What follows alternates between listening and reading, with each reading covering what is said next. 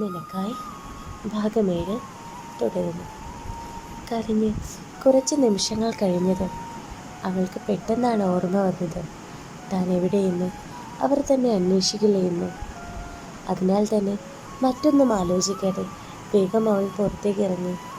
എന്നാൽ അവിടെ ആരും തന്നെ ഇല്ലായിരുന്നു.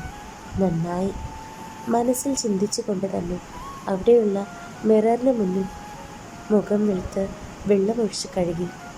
കരഞ്ഞതിനാലാകണം കണ്ണുകളും മുഖവും വല്ലാതെ ചുവന്നിട്ടുണ്ട്. ശരിക്കും വേദന തോന്നുന്നുണ്ടായിരുന്നു നിധിക്ക്.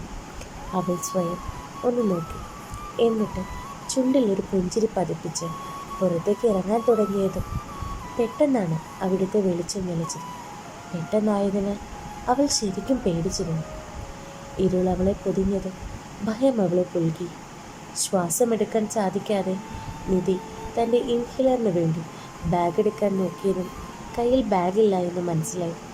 പെട്ടെന്നാണ് അവൾക്ക് ഏറെ പരിചിതമായ പെർഫ്യൂമിൻ്റെ സ്മെൽ ചുറ്റും പരന്നത്. ഒപ്പം ഒരു കൈ അവളെ ചേർത്ത് പിടിക്കുകയും ചെയ്തു. നിലവിളിക്കാൻ പോലും ആകാതെ ഞെട്ടിത്തെറിച്ച് നിൽക്കവേ തൻ്റെ ചുണ്ടുകളിൽ ആരുടെ സ്പർശനം ഏറ്റതും നിധി ഞെട്ടലോടെ അയാളിൽ നിന്ന് കുതറാൻ നോക്കി. എന്നാൽ അതിന് സാധിക്കാതെ അവൾ ആ കൈകളിലേക്ക് ഇഴഞ്ഞു വീണു. എന്നാൽ അവളെ ഞെട്ടിച്ചുകൊണ്ട് അയാൾ അവളെ ചേർത്ത് പിടിക്കുകയും ഒപ്പം തന്നെ ഇൻഹീലർ അവളുടെ ചുണ്ടിൽ വയ്ക്കുകയും ചെയ്തു. ടേക്ക് ഉറപ്പോടെ ഉള്ളതായിരുന്നുവെങ്കിലും അപ്പോഴുള്ള സ്നേഹവും കെയറും ആ വാക്കുകളിൽ നിറഞ്ഞു നിന്നിരുന്നു. മറ്റൊന്നും ആലോചിക്കാതെ നിധി ഇൻഹീലർ വലിച്ചു. നിമിഷങ്ങൾ കഴിഞ്ഞതും ശ്വാസം തൻ്റെ വരുതിയിലെത്തുന്നത് അവൾ അറിഞ്ഞു. അതിൻ്റെ ആശ്വാസത്തിൽ തലചായ്ച്ച് അവളിരുന്നു. പെട്ടെന്നാണ് അവൾക്ക് ആ ബോധമുണ്ടായത്. താൻ ആരുടെ നെഞ്ചിലാണ് ചാരിയിരിക്കുന്നതെന്നും ആ കൈകൾ അവൾ വെപ്രാളത്തോടെ തട്ടിമാറ്റി വിറയലോടെ മാറുമ്പോൾ ആ കൈകൾ തന്നെ തേടി വരുമോ എന്നുള്ള ഭയം അവളെ തളർത്തിയിരുന്നു.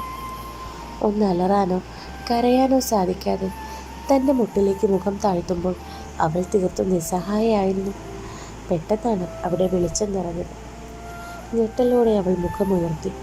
ഭയമുള്ളിൽ ഉണ്ടായിരുന്നുവെങ്കിലും അവൾ ചുറ്റും നോക്കി. എന്നാൽ അവിടെ ആരെയും കാണാത്തത് അവളെ അത്ഭുതപ്പെടുത്തി. മറ്റൊന്നും ചിന്തിക്കാതെ വിറയ്ക്കുന്ന കാലുകളോടെ അവൾ പുറത്തേക്ക് പാഞ്ഞു.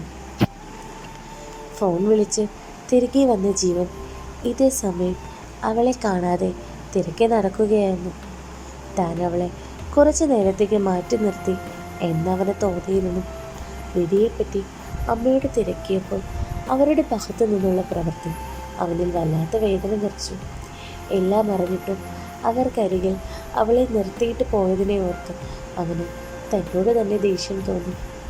സായിയോട് പോലും ജീവൻ ചെറുതായി ദേഷ്യപ്പെട്ടു അവളെ ശ്രദ്ധിക്കാത്തത്. അദ്ദേഹവും കുറ്റബോധത്തോടെ അവനെ നോക്കി.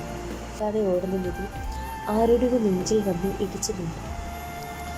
ആ മുഖത്തോട് പോലും നോക്കാതെ ആ വ്യക്തിയെ മനസ്സിലായതിനാലാകണം നിധി മറ്റൊന്നും ആലോചിക്കാതെ ആ നെഞ്ചിലേക്ക് മുഖം താഴ്ത്തി. നിധിയെ തേടി വന്ന ജീവൻ പെട്ടെന്നാണ് തൻ്റെ നെഞ്ചിൽ ഒരു പെൺകുട്ടി ചേർന്ന് നിൽക്കുന്നതറിഞ്ഞു.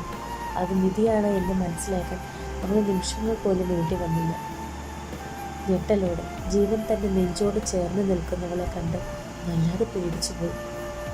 അവൻ പെട്ടെന്ന് അവളുടെ മുഖം കൈകളിൽ കോരിയെടുത്തു. എന്താടാ, എന്തു പറ്റി? എവിടെയായിരുന്നു മോളെ നീ? സോറി, ഞാൻ അറിയാതെ. ജീവൻ വാക്കുകൾക്ക് വേണ്ടി പാടുപെടുകയായിരുന്നു. നിധി അവനെ കെട്ടിപ്പിടിച്ച് കരഞ്ഞു. അവരെ ശ്രദ്ധിച്ചുകൊണ്ട് ആളുകൾ നിൽക്കുന്നതോ ഒന്നും തന്നെ അവരെ ആ നിമിഷം ബാധിച്ചില്ല. തൻ്റെ വിഷമം അവൻ്റെ നെഞ്ചിൽ ഇറക്കി വെക്കുമ്പോൾ അവൾ ഒരിക്കലും കരുതി കാണില്ല താൻ നേരിടാൻ പോകുന്ന അപമാനത്തെപ്പറ്റി.